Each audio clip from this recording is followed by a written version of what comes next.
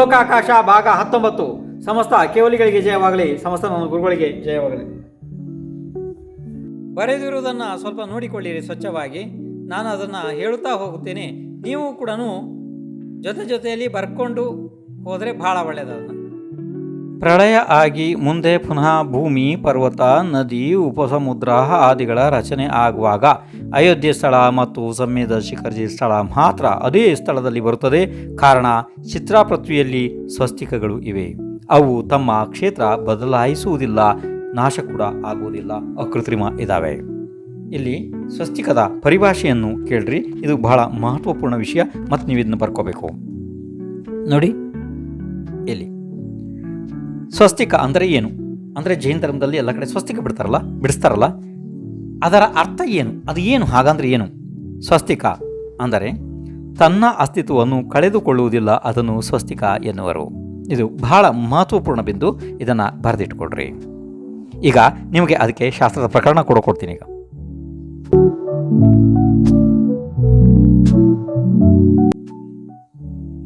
ಐದು ಮ್ಲೇಚ್ಛ ಖಂಡ ಮತ್ತು ವಿದ್ಯಾಧರರ ಶ್ರೇಣಿಯಲ್ಲಿ ಅವಸರ್ಪಿಣಿ ಮತ್ತು ಉತ್ಸರ್ಪಿಣಿ ಕಾಲದಲ್ಲಿ ಇಲ್ಲಿ ಋಷಭನಾಥರಿಂದ ವರ್ಧಮಾನರವರೆಗೆ ಹೇಗೆ ಚತುರ್ಥ ಕಾಲ ಇತ್ತು ಅದೇ ರೀತಿ ಇರುತ್ತದೆ. ಇನ್ನು ಉಳಿದ 5 ಕಾಲಗಳ ರೂಪ ಪರಿವರ್ತನೆ ಅಲ್ಲಿ ಆಗುವುದಿಲ್ಲ. ಅಸಂಖ್ಯಾತ ಅವಸರ್ಪಿಣಿ, ಅಸಂಖ್ಯಾತ ಉತ್ಸರ್ಪಿಣಿ ಕಾಲಗಳ ಶಲಾಖೆಗಳು ಮುಗಿದ ನಂತರ ಪ್ರಸಿದ್ಧ ಒಂದು ಹುಂಡಾವಸರ್ಪಿಣಿ ಕಾಲ ಬರುತ್ತದೆ. ಇದರಲ್ಲಿ ಆಗಬಾರದಂಥ ಘಟನೆಗಳು ಕೂಡ ಆಗಿ ಹೋಗುತ್ತವೆ, ಅಂದರೆ ಸಂಭವಿಸುತ್ತವೆ. ಅಂದರೆ ಏನೇನು ಘಟನೆಗಳು ಆಗ್ತವೆ ಸ್ವಲ್ಪ ನೋಡ್ತಾ ಬರ್ರಿ. ಇಲ್ಲಿ ಎಲ್ಲಿಂದ ನೋಡಿ, ಇಲ್ಲಿಂದ 3ನೇ ಕಾಲದಲ್ಲಿ ಮಳೆ, ವಿಕಲೇಂದ್ರಿಯ ಜೀವಗಳ ಉತ್ಪತ್ತಿ, ಕಲ್ಪವೃಕ್ಷಗಳ ಅಂತ್ಯ, ಕರ್ಮಭೂಮಿ ಪ್ರಾರಂಭ, ತೀರ್ಥಂಕರರು ಚಕ್ರವರ್ತಿಯವರ ಉತ್ಪತ್ತಿ, ಚಕ್ರವರ್ತಿಯ ವಿಜಯಭಂಗ, ಸ್ವಲ್ಪ ಜೀವಗಳ ಮೋಕ್ಷ ಅಂದರೆ ಮುಕ್ತರಾಗ್ತವೆ, ದ್ವಿಜರ ಉತ್ಪತ್ತಿ, ಮಧ್ಯ ತೀರ್ಥ ಶುಚ್ಯುತಿ, 11 ರುದ್ರರ ಉತ್ಪತ್ತಿ, 9 ನಾರದರ ಉತ್ಪತ್ತಿ, ಕೂದೇವ, ಕೂಲಿಂಗಿ, ಚಾಂಡಾಲ, ಶಬರ, ಪುಲಿಂದ, ಲಹತ, ಕಿರಾತ ಮತ್ತು ಇದೆಲ್ಲ ಉತ್ಪತ್ತಿಯಾಗುವುದು. ಮತ್ತು 5ನೇ ಕಾಲದಲ್ಲಿ 42 ಜನ ಕಲ್ಕಿಗಳು ಉತ್ಪತ್ತಿ ಆಗುವುದು. ಅತಿವೃಷ್ಟಿ, ಅನಾವೃಷ್ಟಿ, ಭೂಕಂಪ, ವಜ್ರಾಗ್ನಿ, ಈ ರೀತಿ ಹುಂಡಾವಸರ್ಪಿಣಿ ಕಾಲದಲ್ಲಿ ವಿಚಿತ್ರ ದೋಷಗಳು ಉತ್ಪನ್ನ ಆಗುತ್ತವೆ, ಅಂದರೆ ಆಗಬಾರದಂಥ ಘಟನೆಗಳು ಆಗ್ತಾ ಇರ್ತವೆ. ಇನ್ನು ಮುಂದೆ ಸ್ವಲ್ಪ ವಿಷಯ ಬದಲಾಗ್ತದೆ, ಸ್ವಲ್ಪ ಕೇಳ್ಕೊಂಡು ಹೋಗ್ರಿ. ಇಲ್ಲಿವರೆಗೆ ನಿಮಗೆ ಈ ಭರತ ಕ್ಷೇತ್ರದ ಇಲ್ಲಿದು ವರ್ಣನೆ ಮಾಡಿದ್ದಾಯ್ತಲ್ಲ. ಇನ್ನು ನೋಡಿ, ಮುಂದೆ ನೋಡಿ ಪ್ರಾರಂಭ, ಇಲ್ಲಿಂದ ಪ್ರಾರಂಭ ನೋಡ್ರಿ. ಈಗ ಹಿಮವಾನ ಪರ್ವತದ ಎತ್ತರ 100 ಯೋಜನ, ಅಡಿಪಾಯ 25 ಯೋಜನ ಇದೆ. ಮತ್ತು ಅದರ ವಿಸ್ತಾರ 1052 ಯೋಜನ ಮತ್ತು 1 ಯೋಜನ 19 ಭಾಗ ಇದ್ದರೆ ಅದರಲ್ಲಿ 12 ಭಾಗ ಜಾಸ್ತಿ. ಆ ರೀತಿ ಈ ಪರ್ವತದಲ್ಲಿ ವನಖಂಡ, ವೇದಿ, ತೋರಣ ದ್ವಾರ, ಪದ್ಮರಾಗ, ಮಣಿಮಯ, ದಿವ್ಯ ವೇದಿಕ, ವನ, ಭವನ, ವೇದಿ, 11 ಕೂಟಗಳು, ಅಕೃತ್ರಿಮ ಜಿನಭವನ, ಉದ್ಯಾನವನ, ಪದ್ಮ ಸರೋವರ, ಅಕೃತ್ರಿಮ ಕಮಲ, ಶ್ರೀದೇವಿಯರ ಪರಿವಾರ ಆದಿಗಳ ಅತಿ ದೊಡ್ಡ ವರ್ಣನೆಯನ್ನು ಮಹಾಶಾಸ್ತ್ರ ತಿಲಯ ಪಣ್ಣತ್ಯ 4ನೇ ಮಹಾ ಅಧಿಕಾರದಿಂದ ನೋಡಿ ತಿಳಿಯಬೇಕು. ಇದು ನನ್ನ ಹತ್ರ ವರ್ಣನೆ ಮಾಡೋದಕ್ಕಾಗಲ್ಲ, ಅಷ್ಟು ದೊಡ್ಡ ವರ್ಣನೆ ಅಲ್ಲಿ ಇದೆ. ನೀವು ಆಸಕ್ತಿ ಇದ್ದವರು ಅಲ್ಲಿಂದ ಮಹಾಶಾಸ್ತ್ರದಿಂದ ತಿಳ್ಕೊಬೋದು. ಮುಂದೆ ಹೈಮವತ ಕ್ಷೇತ್ರ, ಅದು ಶಾಶ್ವತ ಜಗನ್ಯ ಭೋಗಭೂಮಿ. ಇಲ್ಲಿ ಸುಷ್ಮ ದುಷ್ಮ ಕಾಲದಂತೆಯೇ ಇರುತ್ತದೆ, ಆದರೆ ಹಾನಿ ವೃದ್ಧಿ ಅಲ್ಲಿ ಆಗುವುದಿಲ್ಲ. ಇದರ ಮಧ್ಯದಲ್ಲಿ ಶಬ್ದವಾನ ಎಂಬ ನಾಭಿಗಿರಿ ಪರ್ವತ ಇದೆ, ಅದರ ಮೇಲೆ ಜಿನಭವನ ಇದೆ. ಮುಂದೆ ನೋಡಿ, ಇಲ್ಲಿ ಮುಂದೆ ಮಹಾಹಿಮವಾನ ಪರ್ವತ, ಇದರ ಮೇಲೆ 8 ಕೂಟಗಳು, ಮಹಾಪದ್ಮ ಸರೋವರ, ಶ್ರೀ ಅಂದರೆ ಇಲ್ಲಿ ಹ್ರೀ ದೇವಿಯ ಪರಿವಾರ ಮತ್ತು ಪಂಚಶಿಖರ. ಇನ್ನು ಮುಂದೆ ನೋಡ್ರಿ, ಮುಂದೆ ಹರಿಕ್ಷೇತ್ರ, ಇದು ಶಾಶ್ವತ ಮಧ್ಯಮ ಭೋಗಭೂಮಿ. ಇಲ್ಲಿ ಯಾವಾಗಲೂ ಸುಷ್ಮ ಕಾಲದಂತೆಯೇ ಇರುತ್ತದೆ. ಇಲ್ಲಿ ಹಾನಿವೃದ್ಧಿ ಇಲ್ಲದೆ ಒಂದೇ ರೀತಿ ಇರುತ್ತದೆ. ಇದರ ಮಧ್ಯಭಾಗದಲ್ಲಿ ವಿಜಯವಾನ ನಾಭಿಗಿರಿ ಇದೆ. ಮುಂದೆ ನಿಷಧ ಪರ್ವತ, ಇದರ ಮೇಲೆ 9 ಕೂಟಗಳಿವೆ. ಜಿನಪುರ, ತಿಗಿಂಚ ಸರೋವರ ಮತ್ತು ಧೃತಿದೇವಿಯ ಪರಿವಾರ, ಪಂಚಶಿಖರ ಕೂಟ ಆದಿ ಅನೇಕ ವಸ್ತುಗಳು ಇದ್ದಾವೆ. ಇದನ್ನೆಲ್ಲ ನಾನು ವಿಸ್ತಾರವಾಗಿ ವರ್ಣನೆ ಮಾಡುವುದಿಲ್ಲ. ಇದನ್ನು ಮುಂದೆ ಎಲ್ಲರೂ ಸ್ವಲ್ಪ ಹೇಳ್ತೀನಿ ಅಷ್ಟೇ. ಈಗ ಬರೆದದ್ದೆಲ್ಲ ನೀವು ಓದ್ಕೊಂಡಿದ್ದೀರಿ, ಅದನ್ನು ಸಾಕಷ್ಟು ಜನ ಭಾಳ ವಿಷಯಗಳನ್ನ ಕಂಠಪಾಠ ಮಾಡಿದ್ದಾರೆ.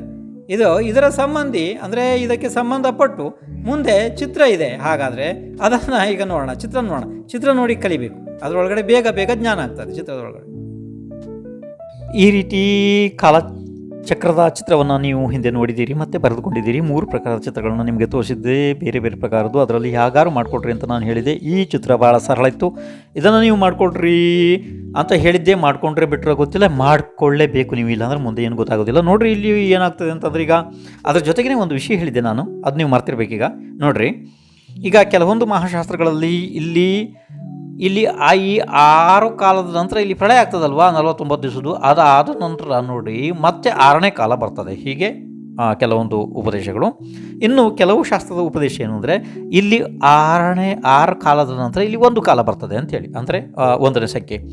ಇದು 2 ಪ್ರಕಾರದ ಶಾಸ್ತ್ರದಲ್ಲಿ, ಅಂದರೆ ಯಾವುದೇ ಶಾಸ್ತ್ರದಲ್ಲಿ ಯಾವುದೇ ರೀತಿ ಪ್ರಕರಣ ಬರಲಿ ನೀವು ಅದನ್ನು ಗ್ರಹಣ ಮಾಡಬೇಕು. ಯಾಕೆಂದರೆ ಅದನ್ನು ಅಪೇಕ್ಷಾಕೃತ ಕಥನ ಅಂತ ಹೇಳ್ತಾರೆ.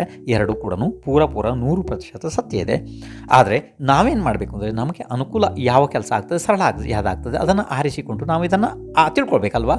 ನಿಷೇಧ ಮಾಡಬಾರ್ದು ಪ್ರಕರಣವನ್ನು. ಶಾಸ್ತ್ರದ ಮಹಾಶಾಸ್ತ್ರದ ಪ್ರಕರಣ ಯಾವತ್ತೂ ನಿಷೇಧ ಮಾಡಬಾರ್ದು.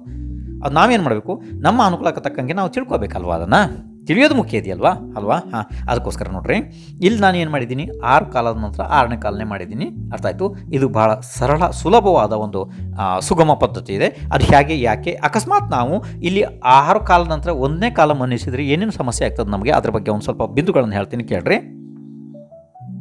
6ನೆಯ ಕಾಲದ ನಂತರ 1ನೇ ಕಾಲ ಮನ್ನಿಸುವುದು ಮತ್ತು 6ರ ನಂತರ ಪುನಃ 6ನೇ ಕಾಲ ಮನ್ನಿಸುವುದರ ಕಾರಣಗಳು.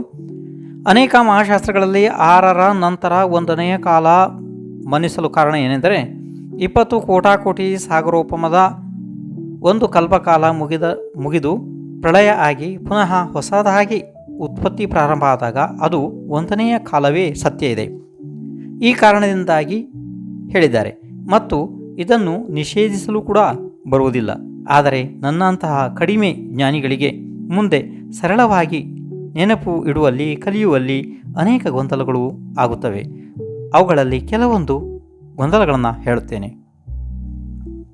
ಬಿಂದು 1, 5 ಭರತ ಮತ್ತು 5 ಐರಾವತ ಕ್ಷೇತ್ರಗಳಲ್ಲಿ ಮಾತ್ರ 6 ಕಾಲಗಳ ಪರಿವರ್ತನೆ ಆಗುತ್ತದೆ. ಉಳಿದ ಎಲ್ಲ ಭೂಮಿಗಳಲ್ಲಿ ಕಾಲ ಅವಸ್ಥಿತ ಇರುತ್ತದೆ.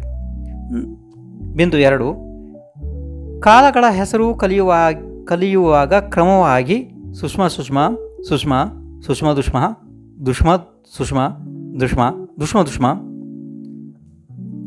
6ರ ನಂತರ 1 ಕಾಲ ಮನ್ನಿಸಿದರೆ ಮತ್ತೆ ಎಲ್ಲ ಉಲ್ಟಾ ಕಲಿಯಬೇಕು. ಬಿಂದು 3, ತೀರ್ಥಂಕರರು ಯಾವಾಗ ಆಗುತ್ತಾರೆ ಎಂದರೆ ಚತುರ್ಥ ಕಾಲದಲ್ಲಿ ಆಗುತ್ತಾರೆ ಎನ್ನುವುದು ವಾಡಿಕೆ ಇದೆ. 6ರ ನಂತರ 1ನೇ ಕಾಲ ಮನ್ನಿಸಿದರೆ ಮತ್ತೆ ಗೊಂದಲ ಆಗುತ್ತದೆ. ಬಿಂದು 4, ವಿದೇಹ ಕ್ಷೇತ್ರದಲ್ಲಿ ಯಾವಾಗಲೂ ಚತುರ್ಥ ಕಾಲ ಇರುತ್ತದೆ ಎಂದು ಮಹಾಶಾಸ್ತ್ರಗಳಲ್ಲಿ ಉಲ್ಲೇಖ ಇದೆ. 6ರ ನಂತರ 1ನೇ ಕಾಲ ಮನ್ನಿಸಿದರೆ ಮತ್ತೆ ಗೊಂದಲ ಆಗ್ತದೆ.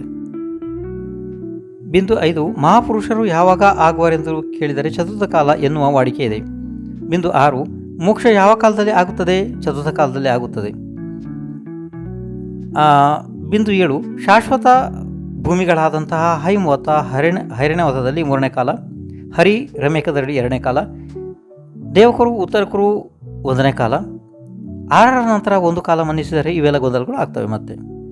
ಈಗ ಬಿಂದು ನಂಬರ್ 8, ಇವೆಲ್ಲ ಗೊಂದಲ ನಿವಾರಣೆಗೆ ಕಾಲಗಳ ಹೆಸರು, ಕಾಲಗಳ ಗುಣಗಳ ಸಾಮ್ಯತೆ ಸುಲಭ ಸರಳ ನೆನಪಿಡಲು 6ರ ನಂತರ 6ನೇ ಕಾಲ ಎಂದು ತಿಳಿದರೆ ಮೇಲಿನ ಗೊಂದಲಗಳು ಯಾವುದೂ ಕೂಡ ಆಗುವುದಿಲ್ಲ. ಚಿತ್ರವನ್ನು ನೀವು ಹಿಂದೆ ನೋಡಿದ್ದೀರಿ, ಬರ್ಕೊಂಡಿದ್ದೀರಿ, ಸಾಕಷ್ಟು ಜನ ಬಿಡಿಸ್ಕೊಂಡಿದ್ದಾರೆ. ಇದರ ಬಗ್ಗೆ ಸಾಕಷ್ಟು ವಿಷಯಗಳು ನಡೆದು ಹೋಗಿದೆ. ಇದು ನಿಮಗೆ ಗೊತ್ತಿದೆ ಏನು ಅಂಥೇಳಿ. ಇದು ಭರತಕ್ಷೇತ್ರ ಇದೆ, ಇದು ಜಂಬೂದ್ವೀಪದ ಭರತಕ್ಷೇತ್ರ ಇದೆ. ಇದರ ಒಳಗಡೆ ಏನು ಅಂತ ಇನ್ನೊಂದು ಸಲ ಹೇಳ್ತೀನಿ, ಯಾರು ಮಾಡ್ತಿದ್ದೀರಿ ಅವರಿಗೆ. ಇದು ಆರ್ಯಖಂಡ ಇದೆ, ಅಂದರೆ ವರ್ಲ್ಡ್ ಪ್ರಪಂಚ ಅಂತಿರಲ್ಲ ಅದಿದೆ. ಇದು 1, 2, 3, 4, 5 ಇವು ಮ್ಲೇಚ್ ಖಂಡಗಳಿದ್ದಾವೆ.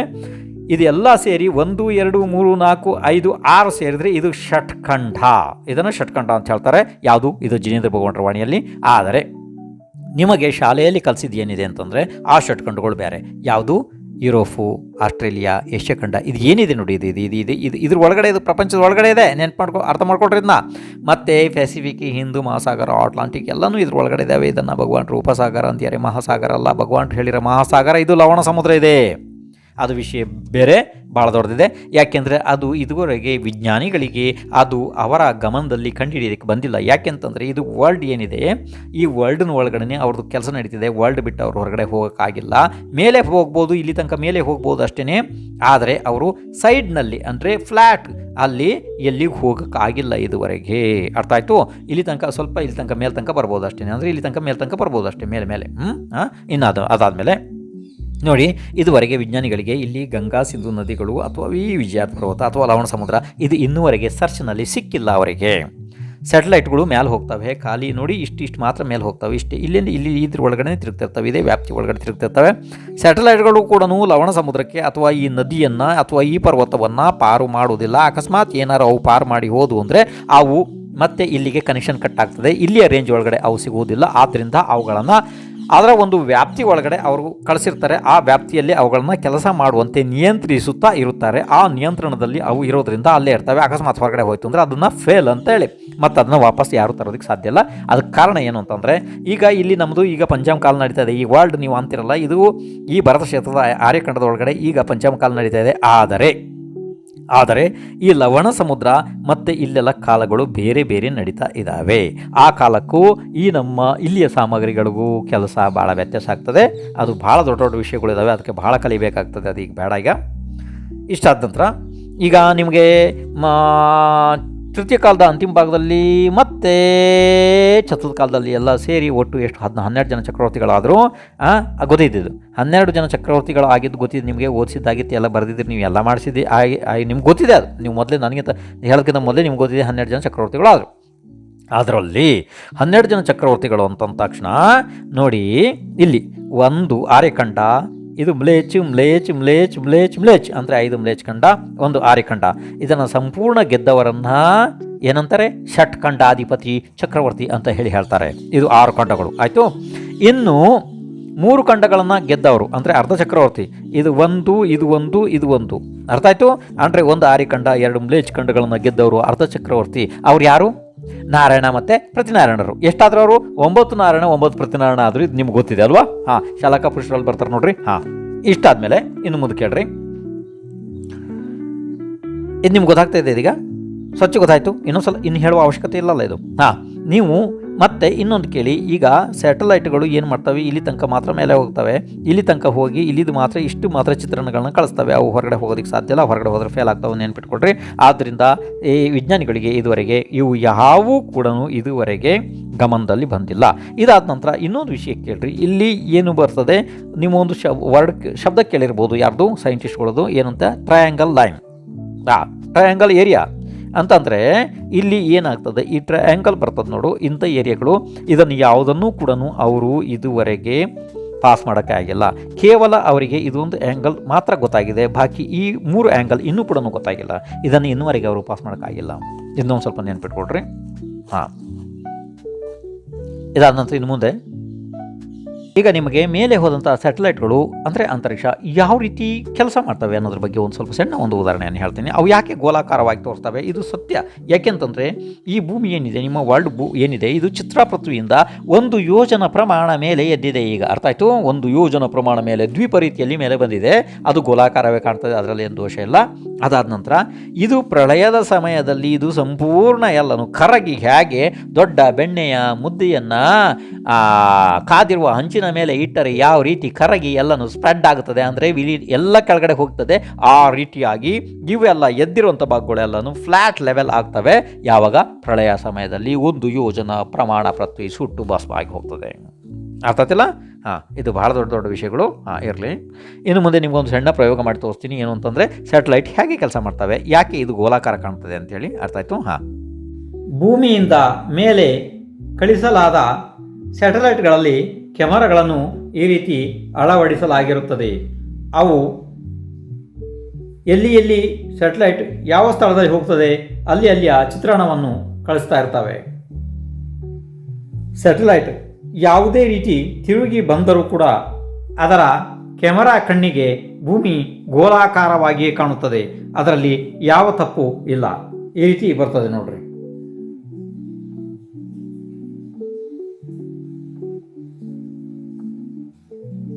ತಮ್ಮ ವ್ಯಾಪ್ತಿ ಪ್ರದೇಶದ ಅಕ್ಕಪಕ್ಕ ಇರುವಂತಹ ವಿಷಯವನ್ನು ಮಾತ್ರ ಅವು ಗ್ರಹಿಸುತ್ತವೆ. ಅತಿ ದೂರದ ವಸ್ತುಗಳನ್ನು ಗ್ರಹಿಸಲು ಆಗುವುದಿಲ್ಲ. ತಮ್ಮ ವ್ಯಾಪ್ತಿ ಪ್ರದೇಶದಿಂದ ಹೊರಗೆ ಹೋಗಲು ಆಗುವುದಿಲ್ಲ. ಅಕಸ್ಮಾತ್ ಏನಾದರೂ ತಮ್ಮ ವ್ಯಾಪ್ತಿ ಪ್ರದೇಶವನ್ನು ಬಿಟ್ಟು ಹೊರಗೆ ಹೋದರೆ ಇಲ್ಲಿಯ ವಿಜ್ಞಾನಿಗಳಿಗೆ ಸಂಪೂರ್ಣ ಸಂಪರ್ಕ ಅದರದ್ದು ಕಡಿದು ಹೋಗ್ತದೆ. ಆದ್ದರಿಂದ ಅದನ್ನು ವ್ಯಾಪ್ತಿ ಪ್ರದೇಶದಿಂದ ಹೊರಗಡೆ ಬಿಡುವುದಿಲ್ಲ. ಜಿನೇಂದ್ರ ದೇವರ ಕೇವಲ ಜ್ಞಾನದಲ್ಲಿ ಗೋಚರಿಸಿದಂತಹ ಲೋಕಾಕಾಶ ಬಹಳ ವಿಸ್ತಾರವಿದೆ. ಪ್ರಳಯ ಆಗಿ ಭರತ ಕ್ಷೇತ್ರದ ಆರ್ಯಖಂಡ 1 ಯೋಜನ ಪ್ರಮಾಣ ಭೂಮಿ ಸುಟ್ಟು ಬೂದಿ ಆದಾಗ ಕೆಳಗಡೆ ಚಿತ್ರಪೃಥ್ವಿಯಲ್ಲಿ ವಜ್ರಮಯ ಸ್ವಸ್ತಿಕಗಳು ಇರ್ತವೆ. ಅದನ್ನು ಹೇಳಿದ್ದೆ, ಹಿಂದೆ ಒಂದು ಸಲ ಹೇಳಿದ್ದೆ. ಈ ಶಾಸ್ತ್ರ ಪ್ರಮಾಣವನ್ನು ಹಿಂದೆ ಒಂದು ಸಲ ಕೊಟ್ಟಿದ್ದೆ. ಈಗ ಅದರ ಬಗ್ಗೆ ಒಂದು ಸ್ವಲ್ಪ ನೋಡೋಣ. ಸ್ವಸ್ತಿಕ ಈ ರೀತಿ ಸ್ವಚ್ಛವಾಗಿ ಇರಬೇಕು.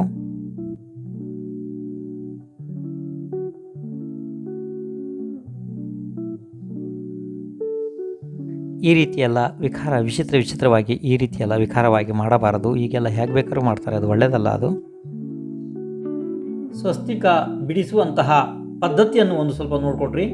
ಇದು ಈ ರೇಖೆ ಮೊದಲು ಹೀಗೆ ಮೇಲೆ ಹೋಗ್ತದೆ, ಅದಾದ ನಂತರ ಇದು ಹೀಗೆ ಬರ್ತದೆ, ಅದಾದ ನಂತರ ಇದು ಹೀಗೆ ಬರ್ತದೆ, ಇದು ಕೆಳಗೆ ಹೋಗ್ತದೆ, ಇದು ಹೀಗೆ ಬರ್ತದೆ, ಇದು ಮತ್ತೆ ಮೇಲೆ ಹೋಗ್ತದೆ. ಇದು ಅದರ ಪದ್ಧತಿ. ಮಧ್ಯಲೋಕದ ಒಂದು ರಜ್ಜು ಪ್ರಮಾಣದಲ್ಲಿ ಅಸಂಖ್ಯಾತ ದ್ವೀಪ ಮತ್ತು ಸಮುದ್ರಗಳು, ಅದರ ಮಧ್ಯದಲ್ಲಿ 2.5 ದ್ವೀಪ, ಇದರ ಒಳಗಡೆ ಮನುಷ್ಯರು ಇರುವುದು. ಇದು ಮನುಷ್ಯರ ಕ್ಷೇತ್ರ. ಇದರ ಒಳಗಡೆ ನಿಮಗೆ ಈ ಜಂಬೂ ದ್ವೀಪದ ವರ್ಣನೆ ನಡೀತಾ ಇತ್ತು. ಇಲ್ಲಿ ಭರತ ಕ್ಷೇತ್ರದ ವರ್ಣನೆ ಆಯಿತು. ಇವು 2 ಕ್ಷೇತ್ರದ್ದಾಯಿತು. ಸ್ವಲ್ಪ ಭಾಳ ಸಂಕ್ಷಿಪ್ತವಾಗಿ ಈಗ ವಿದೇಹ ಕ್ಷೇತ್ರಕ್ಕೆ ಬಂತು ವರ್ಣನೆ. ಇಲ್ಲಿಗೆ ಬರ್ತದೆ. ಇಲ್ಲಿ ನೋಡಿ, ಈ ಮಧ್ಯದಲ್ಲಿ ಸುದರ್ಶನ ಮೇರು ಪರ್ವತ ಇದೆ, ಬಹಳ ಎತ್ತರದ್ದು. ಅದೆಲ್ಲ ಹೇಳ್ತೀನಿ. ಇದೆಲ್ಲ ವಿದೇಹ ಕ್ಷೇತ್ರಗಳು. ಈ ವಿಷಯ, ಇಲ್ಲಿಯ ವಿಷಯ ಈಗ ನಡೀತದೆ ನಿಮಗೆ. ಇದು ಇಷ್ಟು ಮಾತ್ರ. ಉಳಿದ ವಿಷಯವನ್ನು ಮುಂದಿನ ಭಾಗಗಳಲ್ಲಿ ನೋಡೋಣ. ನನಗನ್ಸುತ್ತೆ ಇದು ಇಲ್ಲಿಗೆ ಸರಿ ಆಗ್ತದೆ, ಸಾಕು ಅಂತ ಕಾಣ್ತದೆ. ನೀವು ನಾಳೆ ಸರಿಯಾದ ಸಮಯಕ್ಕೆ ಬಂದುಬಿಡ್ಬೇಕು. ಬರ್ರಿ.